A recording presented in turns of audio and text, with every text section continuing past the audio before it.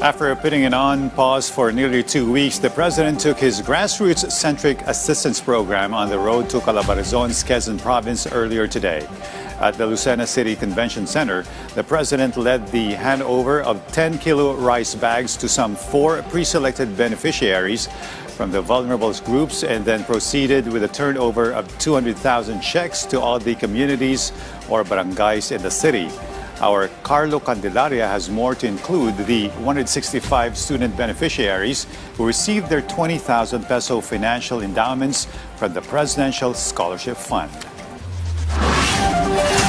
President Ferdinand R. Marcos Jr. started his busy day in Lucena City, Quezon Province on Tuesday as the administration brought its Bawat Bayan Makikinabang program to the area. The initiative forms part of the president's effort to bring national government services closer to local communities through the Local Government Support Fund or LGSF. Ginagawa nating mabilis at ginagawa natin mas mabilis para maramdaman ng ating mga benepisyaryo para mabigyan natin ng tulong ang ating mga kababayan.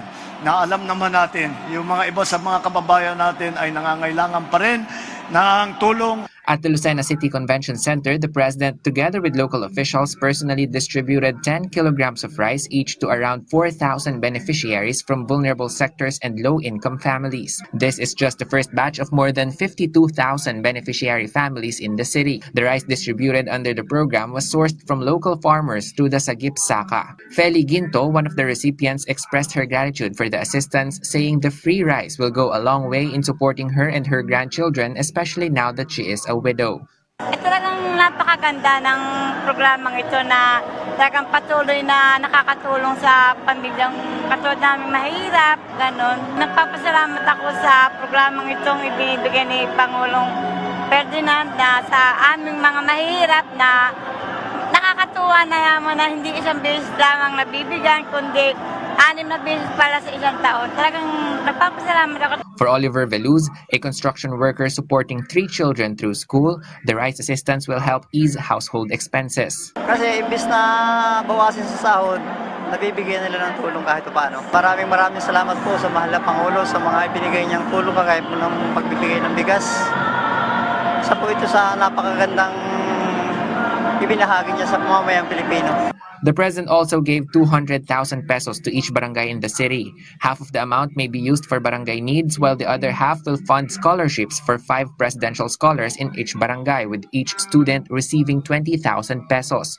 In total, 165 students in Lucena City received 20,000 pesos each in educational assistance under the Presidential Scholars Program.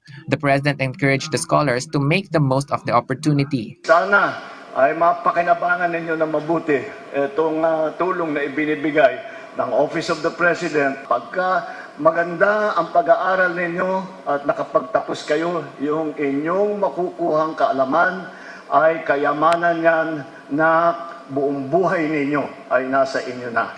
Ashley Ann Carandang, an incoming 4th-year nursing student who sells goods at school to help pay for her tuition and daily expenses, said the assistance will greatly help her continue her education. She also had a message for the president. Maibabalik ko po bilang estudyante yung pag-aaral ko ng mabuti tsaka po makapagtapos na pag-aaral. To President Bongbong Marcos, maraming salamat po sa binigay niyo pong scholarship na ito. Malaking tulong po bawat sa estudyante ang scholarship para makapagpatuloy po kami ng pag-aaral. Meanwhile, President Marcos Jr. also personally handed over certificates of entitlement to around 100 beneficiaries of government land in Barangay Ibabang Iam, Lucena City. The certificates were awarded under the Expanded Pambansang Pabahay para sa Pilipino or Expanded 4PH program, which formally recognizes the rights of qualified beneficiaries to acquire ownership of the lots they have occupied for years. From Lucena City, Quezon, Carlo Candelaria for The Nation.